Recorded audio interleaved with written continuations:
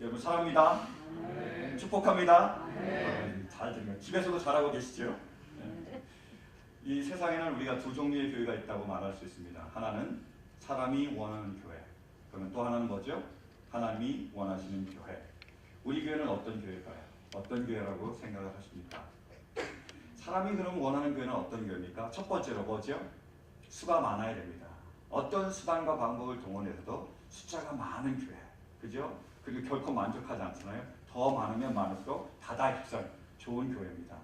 뿐만이 아니라 건물은 어때야 되죠? 아주 좋아야 돼요.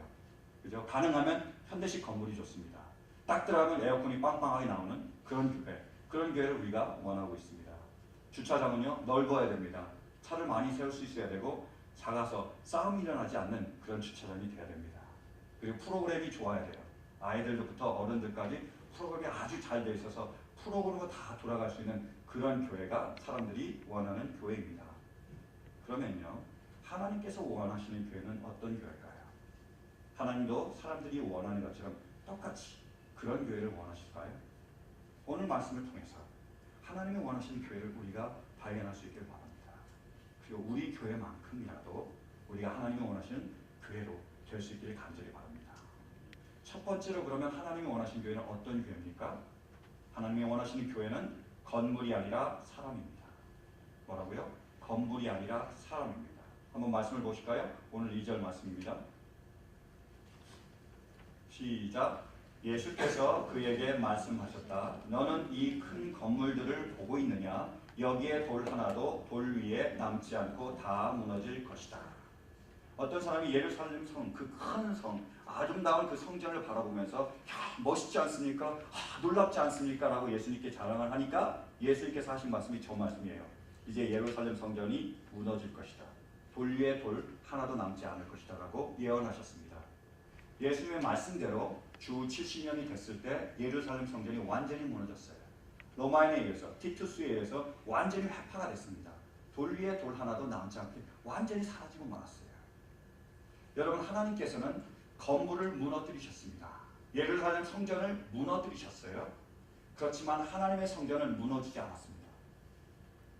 하나님은 하나님의 성전을 다시 세우셨습니다. 그게 누구시죠? 예수 그리스도십니다. 그래서 제자들이 그걸 알게 됐다는 거예요.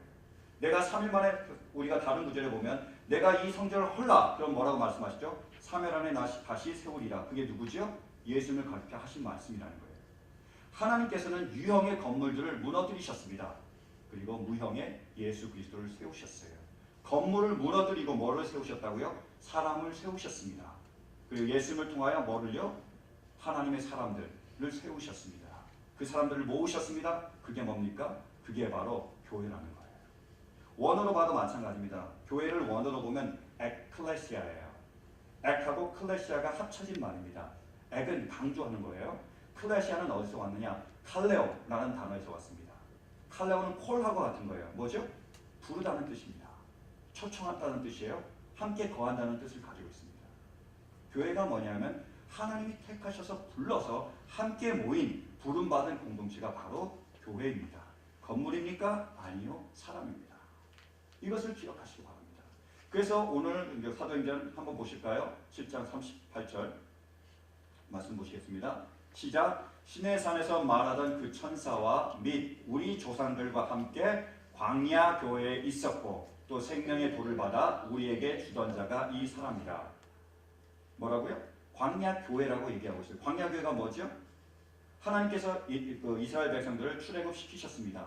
광야로 부르셨어요. 그들이 함께 모여 있었습니다. 그게 뭐라고요? 광야 교회라는 거예요. 건물이 있었습니까? 없었어요. 뭐가 있었죠? 사람이 있었다.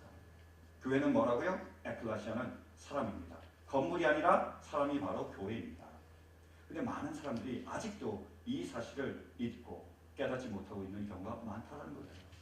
중세시대에 있었습니다. 레오 10세라는 황제가 있었어요. 이 황제가 큰 성당을 짓기를 원했습니다. 성베드로 성당을 짓기를 원했어요. 잠깐만요. 김 집사님 다른 것들은 다 뮤트해 주실래요? 제 것만 놔두고.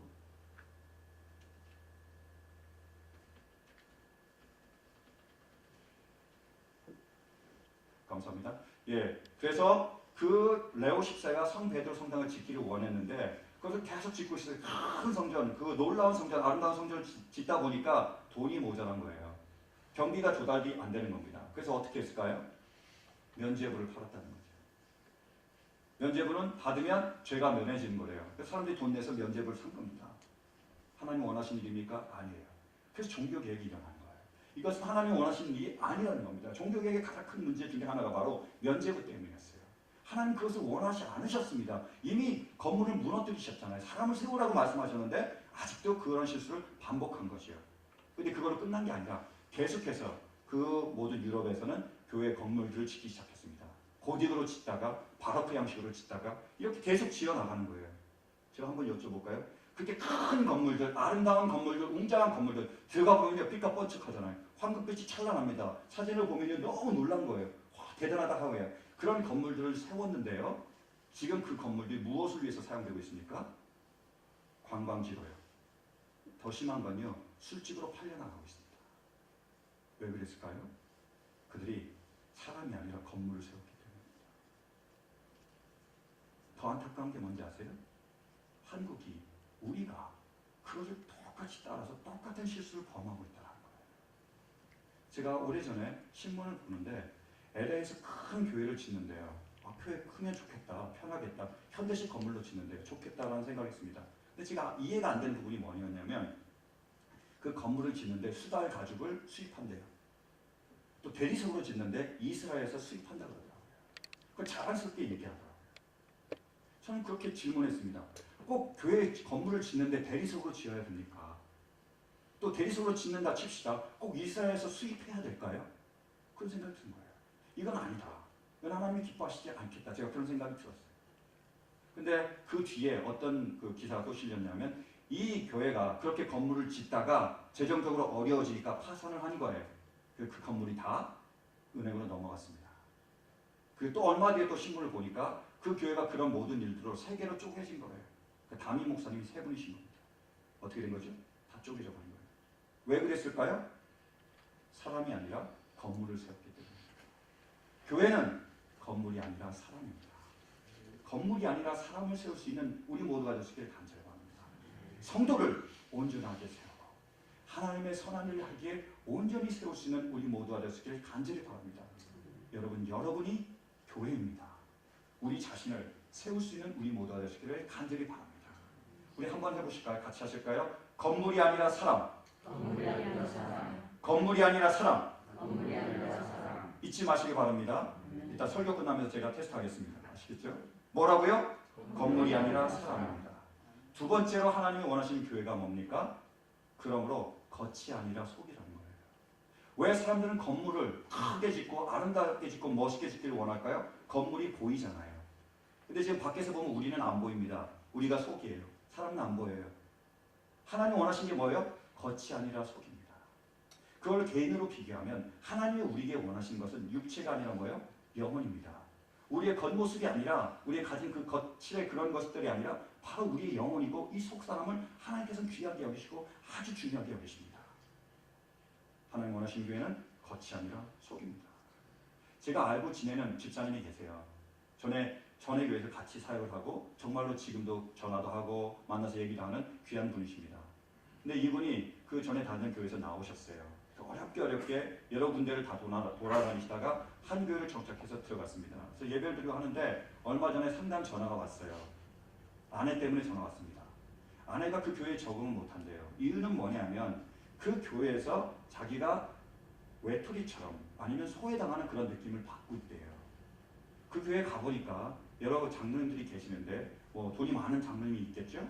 또 재정적으로 힘든 장로님이 계실 거예요. 근데 돈 많은 장로님의 말만 듣는다는 거예요. 그리고 분위기가 출세한 사람들 위주로 교회가 돌아간다는 겁니다. 상대적으로 자기는 지금 너무 힘들거든요. 이제야 사업을 시작해서 막 일을 뛰려고 하는데 자기가 상대적으로 소외감을 당한다는 거예요. 무시한다는 생각이 든 겁니다. 그래서 견디기가 힘들다고 나가겠다고 와이프가 자꾸 지금 상담한다고 너무 힘들어한다고 저한테 전화 상담으로 온 거예요. 여러분, 그게 어떻게 교회가 될 수 있겠습니까? 하나님이 그것을 보시겠어요? 하나님 우리의 학력을 보십니까? 하나님이 우리의 외모를 보십니까? 저 같은 사람 어떻게 합니까? 아니라는 거예요. 우리의 재물을 보십니까? 하나님이 뭘 보신다고요? 하나님은 외모를 보시지 않고 뭐요? 중심을 보십니다. 우리의 영혼을 하나님께서 중히 여기고 이 영혼을 위하여 하나님 이 모든 것들을 행하고 계십니다. 하나님 원하시는 교회는 육체가 아니라 영혼입니다. 이 영혼을 세울 수 있는 우리 모두가 되시기를 간절히 바랍니다. 세상은 지금도 우리를 속이고 있습니다. 우리에게 자꾸 육체에게 우리가 가지고 있는 겉모습에 신경을 쓰라고 우리를 끌고 가고 있습니다. 신문에서 리서치한 결과가 나왔습니다. 한국에서 이런 조사를 했어요. 이해할 수 없는 한국 문화. 그래서 뭐가 있느냐? 그러니까 외국인한테 딱 질문했습니다. 그래서 순서를 딱 매겼더라고요. 근데 3위가 뭔지 아세요? 이해할 수 없는 한국 문화 3위. 그게 하이힐과 까창이었습니다. 제가 짜장면 내면 맞을까봐 그 짜장면 얘기는 안 하겠습니다. 하이힐과 밑창이 그들이 이해가 안 된대요. 왜 한국 사람들은 이렇게 하이힐을 신느냐? 왜 까창을 하면서 크게 보이려고 하느냐? 그러더라고요. 다 우리 크게 보이고 싶어 하잖아요. 근데 저도 처음에는 이해가 안 되는데 지금은 이해가 됩니다. 왜냐하면 하이힐을 신어서 이렇게 키가 커 보이면 더 날씬해 보인대요. 제가 이제 알았습니다. 저도 날씬하고 싶어서 나도 까창을 깔아야 될까 제가 생각하고 있어요. 두 번째로 2위가 뭔지 아세요? 이해할 수 없는 한국 문화 2위. 바로 화장실에 휴지통이래요. 그 사람들은 어떻게 합니까? 변기에다가 그냥 휴지를 버리잖아요. 근데 우리는 꼭 휴지통에다 넣습니다. 왜요? 막히잖아요. 그렇죠? 우리는 막힐까봐 옆에 화장실에 넣는데 자기들 그것을 이해를 못하겠대요. 1위가 있습니다. 뭘까요? 1위. 바로 성형 문화입니다. 왜 한국 사람들은 다 똑같아지려고 하냐는 거예요. 왜 다 성형 수술하냐? 그거는 자기가 이해가 안 된대요. 50% 이상이요. 그게 이해가 안 된다고 얘기하더라고요. 대단하지 않습니까? 우리 다 똑같아지려고 성형 수술하는 거예요. 얼마 전에 미스 코리아 나온 사람들의 사진을 딱 보니까 저는요 분간이 안 되더라고요. 이게 누가 누구 다 똑같아. 심사위원들이 참 힘들겠다. 이런 사람들이 고르려면 참 힘들겠다. 저는 그런 생각을 했습니다. 우리가 성형수술 하고요. 겉모습에 신경 씁니다. 육체는 열심히 뛰잖아요. 그래서 겉모습에 신경 써요. 다 그런 것만 보여주기 때문입니다. 뿐만이 아니에요. 세상에서 얘기하는 성공의 기준이 뭡니까? 학력, 명예, 돈 이런 거잖아요. 그게 세상의 성공의 기준입니다. 그러니까 뭐요? 다 그것을 위해서 쫓아간다는 거예요. 그것은 뭡니까? 우리의 겉입니까? 속입니까? 겉입니다. 세상은 그렇게 우리를 인도하고 있어요. 그러면 하나님께서 말씀하십니다. 겉이 중요한 게 아니라 우리의 속이 중요하다고요. 겉에다가 여러분 모든 것을 쏟아하지 마십시오. 왜? 그것은 금방 사라지고 말잖아요. 육체는 일시적인 겁니다. 중요한 게 뭐죠? 중요한 게 뭡니까? 우리 영혼이에요. 여러분 영혼을 중요하게 여기시기 바랍니다. 이 영혼을 살릴 수 있길 바라요. 저도 영혼을 위하여 지금 사역하고 있습니다. 사랑하는 성도 여러분, 영혼을 소중히 여길 수 있는 우리 모두가 되시길 간절히 바랍니다. 어떤 사람이 탈무드에 나오는 예화인데 제가 잊지 않는 예화입니다. 어떤 사람이요 랍비를 찾아왔습니다. 선생님을 찾아왔어요. 선생님에게 물었습니다. 선생님, 내 마음에는요 좋은 사람이 있고 나쁜 사람이 있습니다. 근데 이 둘이 싸우면요 누가 이길까요? 여러분 누가 이길까요? 누가 이길까요? 랍비가 대답했습니다. 네가 잘 먹이는 사람이 이길 거다. 네가 좋은 사람을 잘 먹이면 그 사람이 이기고 네가 나쁜 사람을 잘 먹이면 그 사람이 이길 거다. 지혜의 말씀 아닙니까? 육체와 영혼이 있습니다, 여러분. 근데 우리가 육체를 먹이면, 육체 모든 신경을 다 쓰면 어떻게 된다고요? 육체가 영혼을 이기는 거예요. 육체를 따라가게 되어 있습니다. 우리가 영혼을 먹이고 영혼을 돌보고 영혼을 세우면 어떻게 된다고요? 육체가 어쩔 수 없이 영혼을 따라가게 된다는 거예요. 어떤 삶을 살기를 원하십니까? 영혼으로 살기를 원하십니까? 그 영혼을 먹일 수 있길 바랍니다. 영혼을 세울 수 있길 바라요. 영혼을 세울 수 있는 가장 좋은 방법은 뭡니까? 영혼의 양식이 뭐죠? 하나님의 말씀입니다. 생명의 말씀, 영혼의 양식. 그것이 바로 하나님의 말씀입니다. 하나님의 말씀으로 우리 영혼을 살릴 수 있는 우리 모두가 되시기를 간절히 바랍니다. 그런데 어떻게 우리가 그러면 말씀으로 살이 찝니까? 어떻게 우리가 말씀을 먹을 수 있죠? 바로 모임에 나오셔야 됩니다. 예배에 참석하셔야 되고 훈련에 임하셔야 되는 거예요. 전도서 12장 2절은 말합니다. 한 사람이면 패하겠거니와 두 사람이면 능히 당하나니 삼겹줄은 쉽게 끊어지지 아니하느니라. 여러분 제가요 말씀을 읽으십시오. 말씀은 진리입니다. 말씀으로 사십시오. 수없이 얘기를 했지만 혼자서는 힘들잖아요. 근데 예배에 나와 보십시오. 의무적으로 들어야 됩니다. 훈련을 받으십시오. 의무적으로 살아야 되는 거예요. 이것이 우리에게 축복인 줄로 믿습니다. 많은 분들이 착각하는 게요. 예배나 훈련은 지겨운 거다. 힘든 거다. 어려운 거다, 따분한 거다 이렇게 생각을 하세요. 물론 그럴 수 있습니다.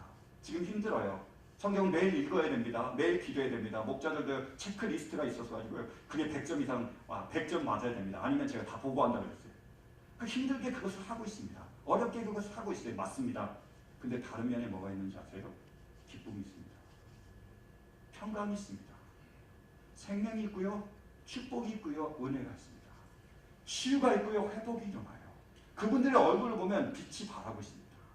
제가 알고 있는 어떤 집사님이 계세요. 우리 교회 안 나오는 집사님입니다. 근데 이 집사님이 언제 한 번은 저를 찾아와서 상담을 했습니다. 자기가 20년 이상 교회를 다녔는데 믿음이 성장하지 않는데요.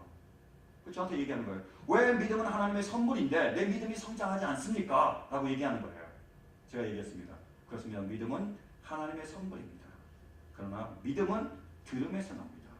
들음은 하나님의 말씀으로 말미암습니다. 그래서 제가 성경 보면 나오라고 얘기했어요. 성경 보고 나와서 말씀을 공부하고 말씀을 들으십시오. 나왔어요. 계속 성경 공부를 참여하면서 은혜를 받으셨습니다. 너무 기뻐하셨어요. 그래서 이제 수요 예배도 나오신 거예요. 너무 기뻐하신 거예요. 그러더라고요. 이제야 예배가 뭔지를 알겠대요.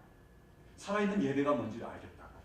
이제까지 주일에 한 번씩만 예배에 참석한 거예요. 그러면서 믿음은 왜 안 주십니까? 라고 얘기를 했는데 지금 자기는 예배를 참석하면서 이게 얼마나 놀라운 일인지 찬양 가운데 역사하시니까 하나님의 영광과 그 은혜가 얼마나 큰지 눈물을 흘리며 찬양하고 계십니다.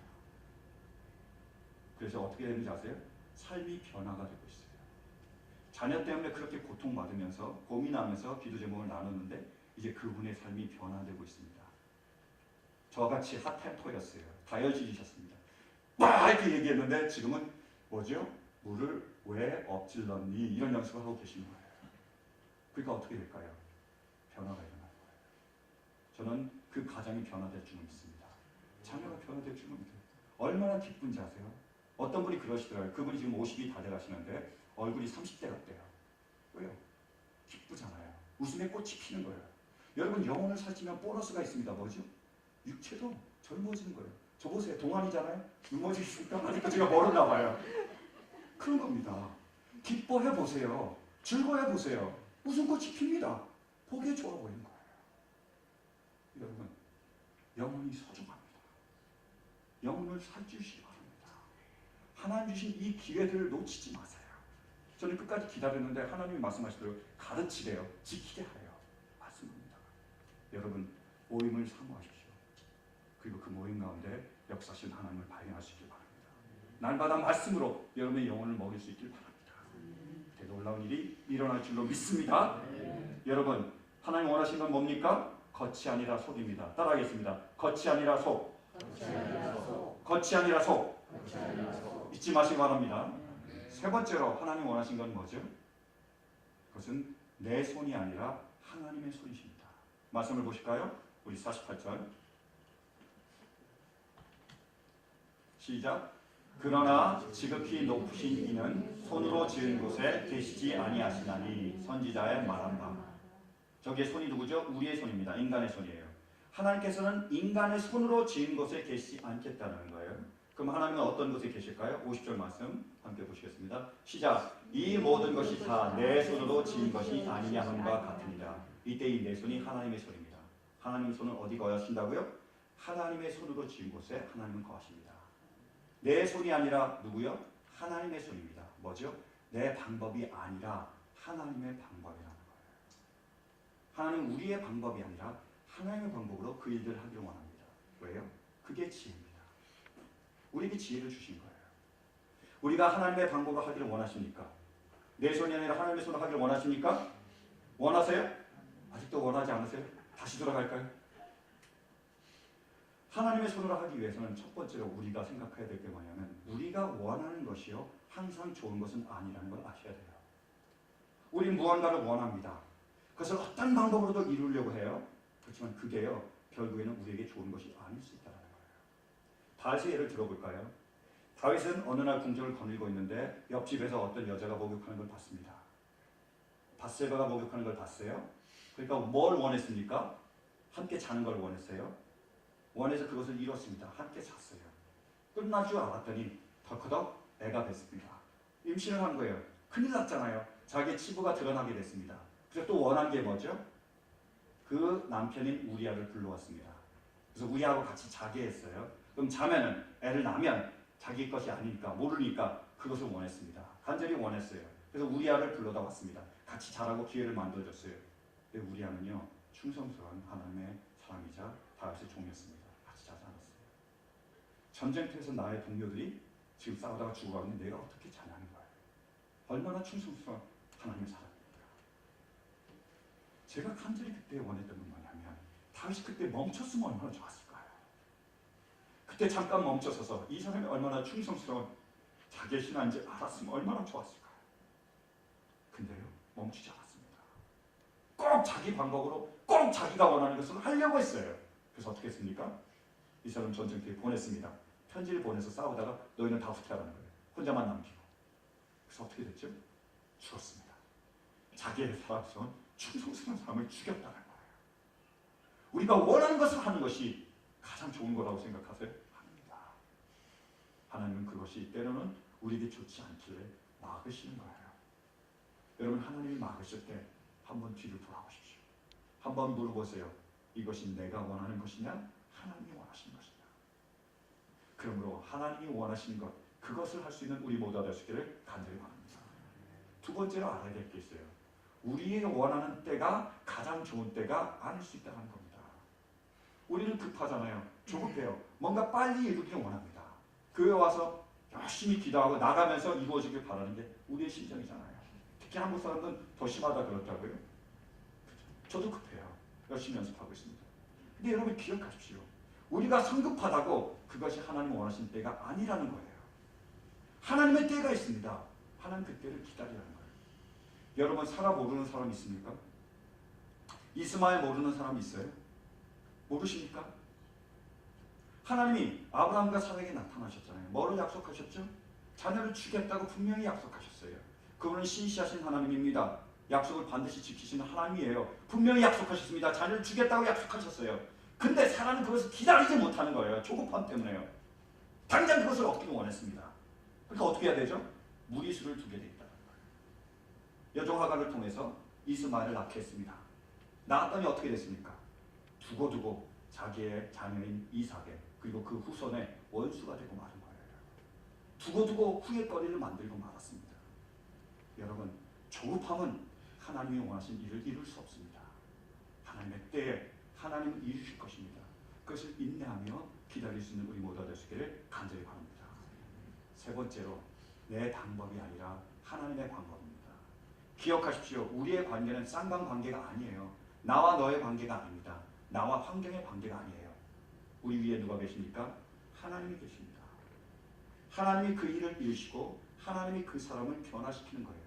근데 우리가 그것을 우리의 힘으로 우리의 방법으로 억지로 하려고 그러면 무리가 생기는 겁니다. 문제가 생기는 거예요. 왜 하나님을 믿지 못하십니까? 왜 하나님께 맡기지 못하세요? 왜 하나님께 도움을 구하지 않습니까? 하나님은 우리가 도움을 구하길 기다리고 계십니다. 기다릴 때, 구할 때 역사하실 줄로 믿습니다. 우리가 왜 스트레스 받는지 아세요? 여러분 스트레스 해결하는 좋은 방법이 뭔지 아십니까? 맡기는 거예요. 우리가 하려니까 우리의 방법으로 이루려니까 우리가 스트레스를 받고 있는 거예요. 저도 스트레스를 굉장히 많이 받았었습니다. 왜요? 우리 딸 때문에요. 우리 딸이 지금 하늘 높은 줄 알아야 되는데 땅 넓은 줄만 알고 있습니다. 근데 어느 날 보니까 얘가 옆으로만 늘어나는 게 아니고 이 목 뒤가요 이렇게 부풀어 오르더라고요. 근데 지금 처음 봤어요. 옆으로 불어나지 못하니까 이 목까지 불어나는 거예요. 너무 안타까웠어요. 마음이 아팠습니다. 이게 부모의 잘못이라는 생각이 들었어요. 어른은 어른의 책임입니다. 자녀는요 부모 때문이래요. 비만해요. 이유가 너무 걱정이 됐습니다. 마음이 아팠어요. 그래서 제가 어떤 방법을 썼느냐. 제가 말하려고 했어요. 다이어트를 해야 된다.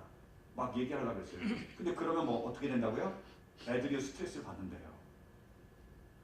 이게 스트레스를 받으면 안 되는데 근데 다이어트는 해야 되는데 제가 열받는 거예요.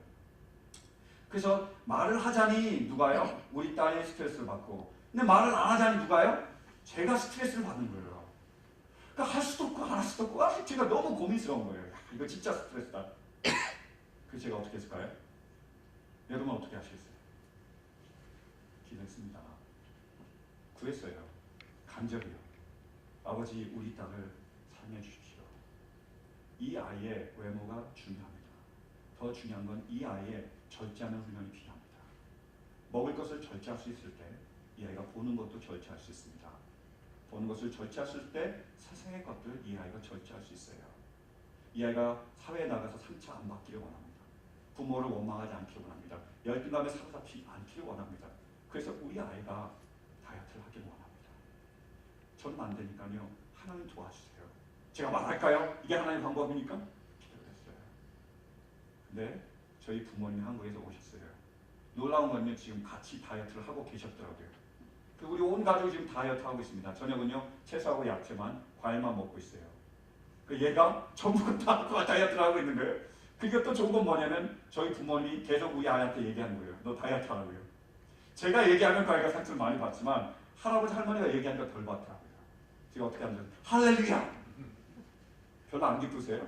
남의 딸이라고 관심이 없습니까? 여러분 기쁨은 나누면 뭐예요? 2배. 슬픔은 나누면요? 반이 되는 겁니다. 할렐루야. 저 진짜 너무 기쁜 거예요. 그렇구나. 하나님이 살아계시며 이게 바로 하나님의 방법이구나. 우리가 기도할 때 하나님의 방법을 구할 때 하나님이 역사하고 계십니다. 그걸 이루시는 거예요. 왜 우리의 방법을 하려고 하십니까? 하나님의 방법을 따를 수 있는 우리 모두가 될 수 있기를 간절히 바랍니다. 여러분 이제 말씀을 맺겠습니다. 하나님이 원하시는 교회는 뭐라고요? 건물이 아니라 사람입니다. 바로 우리가 사람입니다. 우리가 바로 교회입니다. 여러분 이 땅 가운데 하나님의 교회가 세워지길 원하십니까? 하나님의 복을 땅 끝까지 전하는 그런 교회, 하나님의 말씀대로 순종하는 교회, 주관하는 수많은 영혼들을 아버지께로 인도하는 그 교회, 그들에게 생명을 전하며 더 풍성히 나눌 수 있는 그런 교회가 세워지길 원하십니까? 원하세요? 그러면 우리 자신을 세울 수 있기 바랍니다. 왜요? 우리 자신이 하나님의 교회이기 때문입니다. 여러분 우리 자신을 세우기 원합니까? 그럼 첫 번째로 뭐라고요? 건물이 아니라 사람. 다 까먹으셨습니까? 다시요. 건물이 아니라 사람. 겉이 아니라 속. 내 손이 아니라 하나님의 손. 잊지 마시기 바랍니다. 건물이 아니라 사람이며 겉이 아니라 여러분의 영혼입니다. 그리고 내 힘이 아니라 내 능력이 아니라 하나님의 능력과 하나님의 손입니다. 여러분 이 교회의 주인이 누구십니까? 하나님이십니다. 온전히 하나님을 따를 수 있는 교회가 될 수 있기를 간절히 바랍니다. 여러분의 삶의 주인은 누구십니까? 하나님이십니다. 그렇다면 그 하나님의 말씀만 따를 수 있는 그분의 뜻만 따를 수 있는 우리 모두가 될 수 있기를 간절히 바랍니다. 그때 하나님은 우리를 하나님의 사람으로 세우실 것입니다. 우리를 통하여 하나님의 교회를 이루실 것입니다. 하나님의 놀라운 일들을 감당케 하실 것입니다. 그런 날이 속히 올 줄로 믿습니다.